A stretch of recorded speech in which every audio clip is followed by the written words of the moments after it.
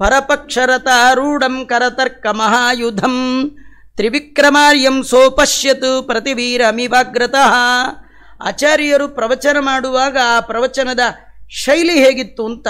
ತದಾ ತದಾನನಾಂಬೋಜ ಧೃತ್ವೋಪನ್ಯಾಸ ಭಾರತಿ ಸೇನಾ ಸೇನಾಗ್ರಹ ದಿವ್ಯಾ ಶಿಬಿರಾದಿವ ನಿರ್ಯಯೌ ನಾತ್ಯತ್ವರ ನಾತಿತಯ ನಸ್ಕಲಂತಿ ನಿರಂತರ ಅನಾನಾವಯ ವ್ಯತ್ಯೇವಾದವಿಯೋಭಿ ಪ್ರಕೀರ್ತಿತ.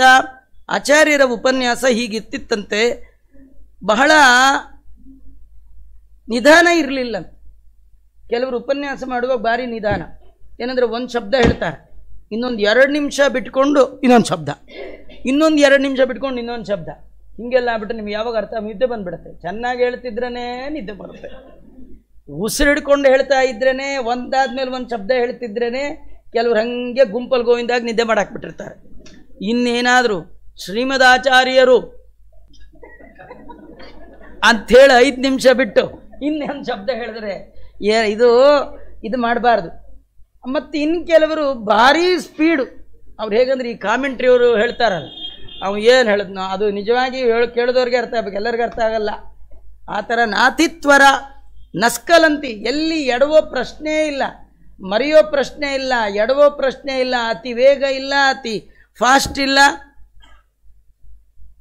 ಎಲ್ಲ ಕ್ರಮವಾಗಿ ಏನೆಲ್ಲ ಹೇಗೆ ಮಾಡಬೇಕೋ ಹಾಗೆ ಆಚಾರ್ಯರು ಉಪನ್ಯಾಸವನ್ನು ಮಾಡಿದ್ದಾರಂತೆ.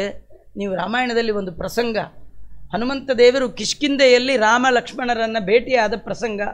ಆ ಸಂದರ್ಭದಲ್ಲಿ ಹನುಮಂತ ದೇವರು ರಾಮದೇವರ ಜೊತೆ ಸಂಭಾಷಣೆ ಮಾಡ್ತಾರೆ. ಅವರ ಮಾತುಗಳನ್ನು ಕೇಳಿ ರಾಮ ಲಕ್ಷ್ಮಣನ್ ನೋಡಿ ಹೇಳ್ತಾರೆ, ನೋಡು ಲಕ್ಷ್ಮಣ, ಇದು ಕಪಿನ, ಇದು ಕೋತಿಯ ಅಲ್ಲ. ನಾನ್ ಋಗ್ವೇದ ವಿನೀತಸ್ಯ ನ ಯಜುರ್ವೇದ ಧಾರಿಣ ನ ಸಾಮವೇದ ವಿದುಷ ಶಕ್ಯಮೇವ ಪ್ರಭಾಷತೆ. ಸಮಗ್ರ ಋಗ್ವೇದ ಯಜುರ್ವೇದ ಸಾಮವೇದ ಅಥರ್ವಣ ವೇದವನ್ನು ಅಧ್ಯಯನ ಮಾಡದಿದ್ದವ ಈ ರೀತಿ ಮಾತಾಡ್ಲಿಕ್ಕೆ ಬರೋಲ್ಲ. ಕಥೆ ಏನು ಗೊತ್ತಾ, ಮಾತಾಡ್ಬೇಕಾದ್ರೆ ವೇದಾಧ್ಯಯನ ಮಾಡಿರ್ಬೇಕಂತ. ಹಂಗಾರೆ ನಾವೇನು ಮಾಡಬೇಕು, ಮಾತೇ ಆಡಬಾರ್ದು.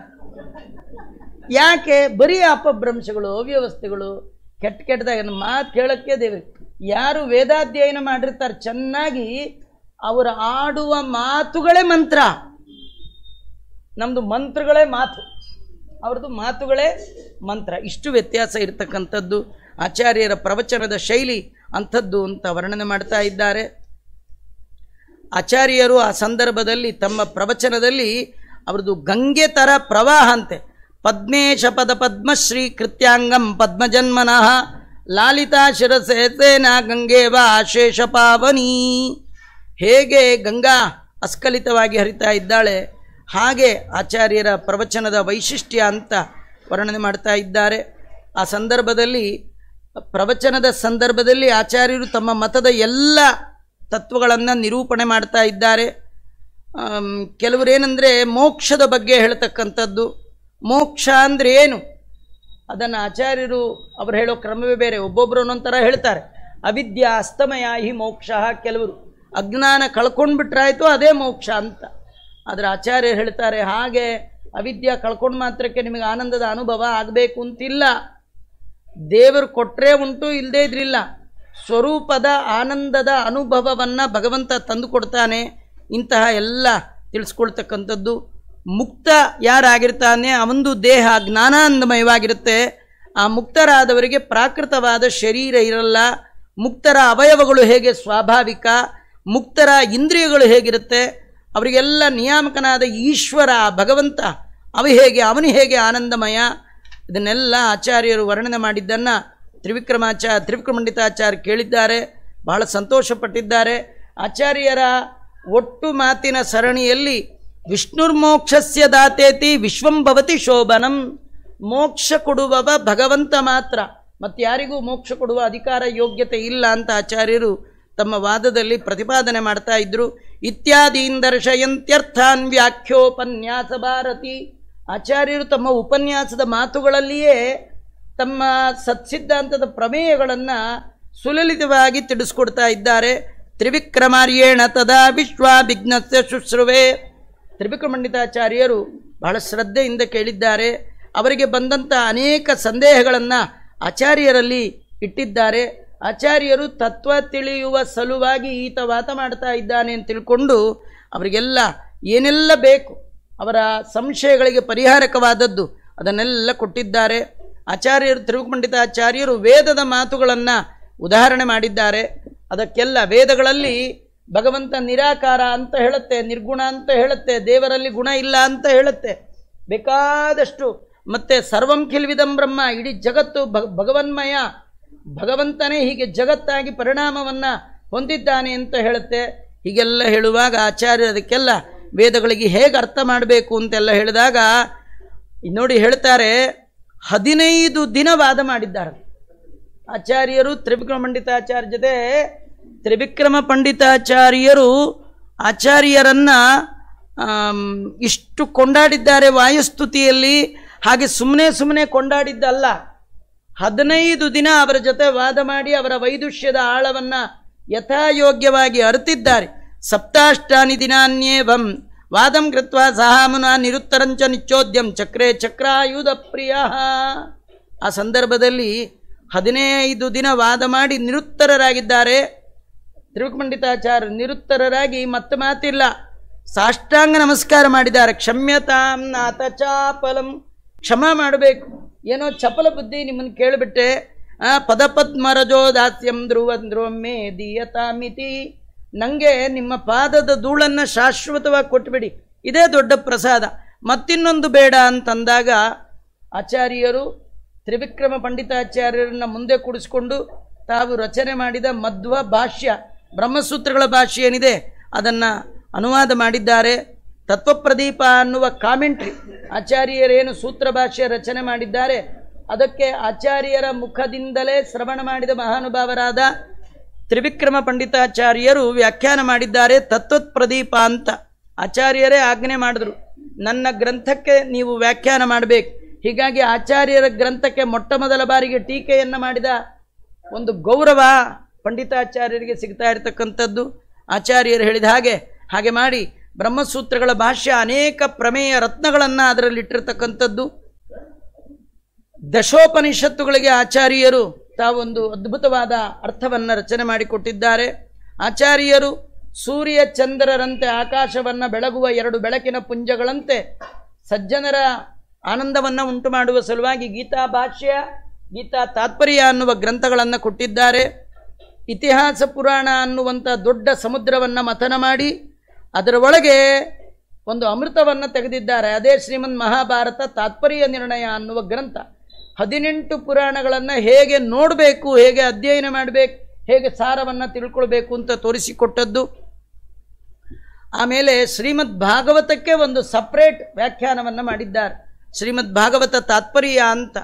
ಆಮೇಲೆ ಆಚಾರ್ಯರಿಂದ ರಚಿತವಾದ ಮತ್ತೊಂದು ಉತ್ಕೃಷ್ಟ ಗ್ರಂಥ ತಂತ್ರಸಾರ, ಅದು ಸಜ್ಜನರಿಗೆ ಕಲ್ಪವೃಕ್ಷ ಇದ್ದ ಹಾಗೆ. ಆಮೇಲೆ ಆಚಾರ್ಯರಿಂದ ಪ್ರಮಾಣ ಲಕ್ಷಣ, ಕಥಾಲಕ್ಷಣ ಅನ್ನುವ 2 ಕಣ್ಣುಗಳು, ಹೇಗೆ ಪ್ರಮಾಣಗಳನ್ನು ನಿರ್ಧಾರ ಮಾಡಿಕೊಳ್ಬೇಕು, ಹೇಗೆ ವಾದವನ್ನು ಮಾಡಬೇಕು ಅಂತ ತಿಳಿಸುವ ಗ್ರಂಥಗಳು. ವಿಷ್ಣು ತತ್ವ ವಿನಿರ್ಣಯ ಅನ್ನುವಂಥ ಅತ್ಯದ್ಭುತವಾದ ಗ್ರಂಥ. ವೇದಗಳು ಅಪೌರುಷೇಯ ಅಂತ ಪ್ರತಿಪಾದನೆ ಮಾಡಿದಂತಹ ಗ್ರಂಥಗಳು. ತತ್ವೋದ್ಯೋತ ಮೊದಲಾದ ಅನೇಕ ಗ್ರಂಥಗಳು. ಅಣುಭಾಷ್ಯ ಅನ್ನುವ ಗ್ರಂಥ. ಅವರ ಅನೇಕ ಸ್ತೋತ್ರಗಳು, 12 ಸ್ತೋತ್ರವೇ ಮೊದಲಾದದ್ದು. ನಾನಾ ಸುಭಾಷಿತ ಸ್ತೋತ್ರ ಗಾತಾದಿಕೃತಿ ಸತ್ಕೃತಿ ತ್ವಯಿ ರತ್ನಾಕರೇ ರತ್ನಶ್ರೇಣಿರುವ ಗಣಯಂತಿಕೆ. ಆಚಾರ್ಯರು ಎಷ್ಟೆಲ್ಲ ಸ್ತೋತ್ರಗಳನ್ನು ಮಾಡಿದ್ದಾರೆ, ಎಷ್ಟು ಗ್ರಂಥಗಳನ್ನು ರಚನೆ ಮಾಡಿದ್ದಾರೆ, ಯಾರು ತಾನೇ ಎಣಿಸಿ ಕೌಂಟ್ ಮಾಡಿ ಇಷ್ಟೇ ಅಂತ ಹೇಳಲಿಕ್ಕೆ ಸಾಧ್ಯ. ಅನೇಕ ಗ್ರಂಥಗಳನ್ನು ಆಚಾರ್ಯರು ರಚನೆ ಮಾಡಿದ್ದಾರೆ ಅಂತ ತಿಳಿಸ್ತಾ ಇದ್ದಾರೆ. ಇದೇ ಸಂದರ್ಭದಲ್ಲಿ ಆಚಾರ್ಯರ ಪೂರ್ವಾಶ್ರಮದ ತಂದೆ ತಾಯಿಗಳಾದಂಥ ಮಧ್ಯಗೇಹ ದಂಪತಿಗಳು ಅವರು ವೈಕುಂಠ ಯಾತ್ರೆಯನ್ನು ಮಾಡಿದ್ದಾರೆ.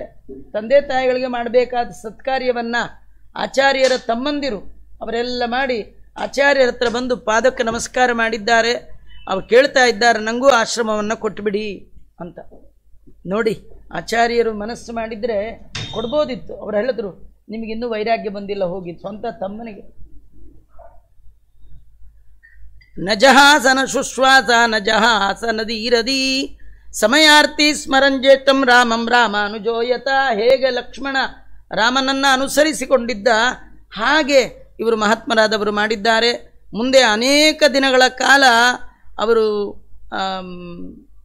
ಉಪವಾಸ ವ್ರತಾದಿಗಳನ್ನು ಮಾಡಿದ್ದಾರಂತೆ. ಅವರ ಉಪವಾಸವನ್ನು ಹೇಳ್ತಾ ಪಂಚಗವ್ಯಂ ಪಪೌ ಕಿಂಚಿತ್ ಪಂಚಮೇ ದಿನೇ 5 ದಿನಕ್ಕೊಮ್ಮೆ ಉಪವಾಸದಲ್ಲಿದ್ದು 1 ತೊಟ್ಟು ಪಂಚಗವ್ಯ ತಗೊಂಡು ತಮ್ಮ ಅತ್ಯಭೂತಪೂರ್ವವಾದ ವೈರಾಗ್ಯವನ್ನು ತೋರಿಸಿದ್ದಾರೆ. ಆಚಾರ್ಯರಿಗೆ ಸಂತೋಷ ಆಯಿತು. ಕರೆದ ಆಶ್ರಮ ಕೊಟ್ಟು ವಿಷ್ಣು ತೀರ್ಥ ಅಂತ ಹೇಳಿ ಅವರಿಗೆ ಅನುಗ್ರಹ ಮಾಡಿದ್ದಾರೆ. ಆ ವಿಷ್ಣು ತೀರ್ಥರು ಆಚಾರ್ಯರಲ್ಲಿ ಅನೇಕ ಗ್ರಂಥಗಳ ಉಪದೇಶವನ್ನು ಪಡೆದಿದ್ದಾರೆ. ವಿಷ್ಣು ತೀರ್ಥರಿಗೆ ಆಚಾರ್ಯರು ಏನೆಲ್ಲ ಹೇಳಿದ್ರು ಅದನ್ನು ನಾ ಎಲ್ಲ ಹೇಳೋಕ್ಕಾಗಲ್ಲ ಅಂತ, ಯಾಕೆಂದರೆ ಕೆಲವೆಲ್ಲ ದೇವಗುಖ್ಯ, ಅದೆಲ್ಲರಿಗೂ ಹೇಳುವಂಥದ್ದಲ್ಲ ಅಂತ ಹೀಗೆಲ್ಲ ಹೇಳಿ ಅಲ್ಲಿಂದ ಮುಂದೆ ವಿಷ್ಣು ತೀರ್ಥರು ತೀರ್ಥಯಾತ್ರೆಗೆ ಅಂತ ಹೊರಟಿದ್ದಾರೆ. ಹರಿಶ್ಚಂದ್ರ ಪರ್ವತಕ್ಕೆ ಹೋದರು ಅಂತ, ತಪಸ್ಸಿದ್ಧಿ ಕ್ಷೇತ್ರ ಅಂತ. ವಿಷ್ಣು ತೀರ್ಥರು ಮಾಡುವಂಥ ಅತ್ಯಂತ ಅದ್ಭುತವಾದ ತಪಸ್ಸು.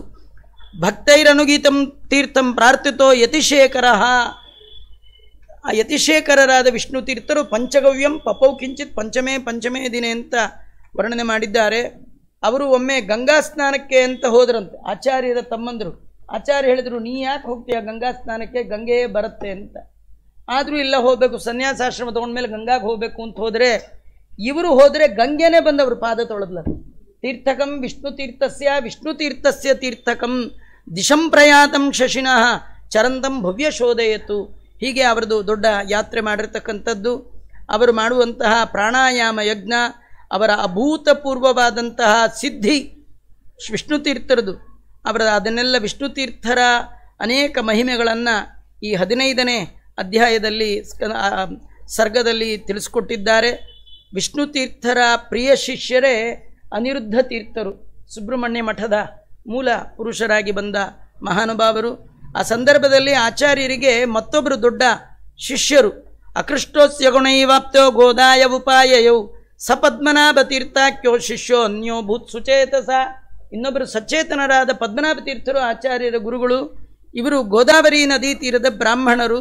ಆ ಗೋದಾವರಿ ನದಿ ತೀರಕ್ಕೆ ಆಚಾರ್ಯರ ಹಾಗೆ ಹೋದಾಗ ಈ ಆಚಾರ್ಯರು ಯಾರು ಶೋಭನ ಭಟ್ರು ಅಂತ ಅವರು ಬಂದು ಆಚಾರ್ಯರ ಪಾಠ ಪ್ರವಚನವನ್ನು ಕೇಳಿ ಅವರಲ್ಲಿ ಸಾಷ್ಟಾಂಗ ನಮಸ್ಕಾರ ಮಾಡಿ ಅವರಲ್ಲಿ ಶಿಷ್ಯತ್ವವನ್ನು ಸ್ವೀಕಾರ ಮಾಡಿ ಮುಂದೆ ಎಲ್ಲಿ ಹೋದರೂ ಆಚಾರ್ಯರು ವೇದಕ್ಕೇನೆ ಪ್ರಮಾಣವನ್ನು ಕೊಟ್ಟು ಸೂತ್ರವನ್ನು ಕೊಟ್ಟು ಹೇಳ್ತಾರೆ. ಅದನ್ನೆಲ್ಲ ಹೇಳುವಾಗ ಜನ ಅವರನ್ನು ಭಾರಿ ಕೊಂಡಾಡ್ತಿದ್ರಂತೆ. ಆಗ ಅವ್ರು ಹೇಳೋರಂತೆ, ನನ್ನ ಯಾಕೆ ಕೊಂಡಾಡ್ತೀರಿ, ವೇದ ಪ್ರವಚನಾಚಾರ್ಯ ಶಿಷ್ಯೋತ್ಸಾವಿತಿ ಪೂಜಿತ. ವೇದ ಪ್ರವಚನಾಚಾರ್ಯರ ಶಿಷ್ಯರಾದ ಕಾರಣ ನಮಗೆ ಈ ಎಲ್ಲ ಪ್ರಶಸ್ತಿ ಅಂತ ಎಲ್ಲವನ್ನೂ ಕೂಡ ಭಗವಂತನಿಗೆ ಅರ್ಪಣೆ ಮಾಡಿದ್ದಾರೆ. ಆಚಾರ್ಯರ ಅನೇಕ ಅಷ್ಟಮಠದ ಯತಿಗಳನ್ನು ಹೇಳ್ತಾ ಋಷಿಕೇಶ ತೀರ್ಥರು, ಜನಾರ್ದನ ತೀರ್ಥರು, ನರಸಿಂಹ ತೀರ್ಥರು, ಉಪೇಂದ್ರ ತೀರ್ಥರು, ವಾಮನ ತೀರ್ಥರು, ರಾಮತೀರ್ಥರು, ಅಕ್ಷೋಭ್ಯ ತೀರ್ಥರು ಅಂತ ಹೇಳಿ 8 ಜನ ಸನ್ಯಾಸಿ ಶಿಷ್ಯರನ್ನು ಆಚಾರ್ಯರು ಇಟ್ಟಿರ್ತಕ್ಕಂಥದ್ದು. ಆಚಾರ್ಯರು ಎಲ್ಲರಿಗೆ ಅನುಕೂಲ ಆಗಲಿ ಅಂತ ಉಡುಪಿಯ ಕ್ಷೇತ್ರದಲ್ಲಿ ಸಿದ್ಧಿ ವಿಘ್ನ ಮುಖದೋಷ ಭೇಷಜಂ, ಸಾಧನೆಯ ಸನ್ಮಾರ್ಗದಲ್ಲಿ ಹೊರಟಂತಹ ಸಜ್ಜನರಿಗೆ ಯಾವುದೇ ಒಂದು ವಿಘ್ನ ಬರಬಾರದು ಅಂತ ಹೇಳಿ ಆ ಎಲ್ಲ ವಿಘ್ನಗಳ ಪರಿಹಾರಕ್ಕೋಸ್ಕರವಾಗಿ ಆಚಾರ್ಯರು ಕೃಷ್ಣನ ಪ್ರತಿಷ್ಠೆಯನ್ನು ಮಾಡಿರ್ತಕ್ಕಂಥದ್ದು. ಆನಂದ ತೀರ್ಥ ಭಗವದ್ವದನೆಂದು ಬಿಂಬಂ ವಿದ್ಯಾಸುಧಾಭಿತತ ಕಾಂತಿ ಸುಕಾಂತಿಕಾಂತಂ ಯಪ್ರೇಕ್ಷತತ್ರ ಭವತಾಪ ಶಮಾಯ ಭಕ್ತ್ಯಾ ತದ್ದಾಸದಾತ್ಯಮಪಿ ಕಿಂ ನ ದದಾತಿ ಪುಂಸಃ. ಸಂಸಾರದ ತಾಪತ್ರಯವನ್ನು ಪರಿಹಾರ ಮಾಡುವಂತಹ ವಿದ್ಯೆ ಎನ್ನುವ ಅಮೃತ, ಆ ಅಮೃತದಿಂದ ವ್ಯಾಪ್ತವಾದಂತಹ ಆಚಾರ್ಯರ ಆ ಮುಖಕಮಲ, ಅದನ್ನು ನೋಡಿದ್ರೆ ಸಾಕು. ಆಚಾರ್ಯರ ಮುಖದರ್ಶನ ಮಾಡಿದರೆ ಎಲ್ಲ ಅಭಿಷ್ಟಗಳು ಕೂಡ ಸಿದ್ಧಿ ಆಗತ್ತಂತೆ, ಅಂಥದ್ದು ಅಂತ ವರ್ಣನೆ ಮಾಡ್ತಾ ಇದ್ದಾರೆ. ಮುಂದೆ ಆಚಾರ್ಯರು ಪ್ರಯಾಣ ಮಾಡ್ತಾ ಗೋಮತಿ ನದಿ ತೀರಕ್ಕೆ ಬಂದಿದ್ದಾರೆ.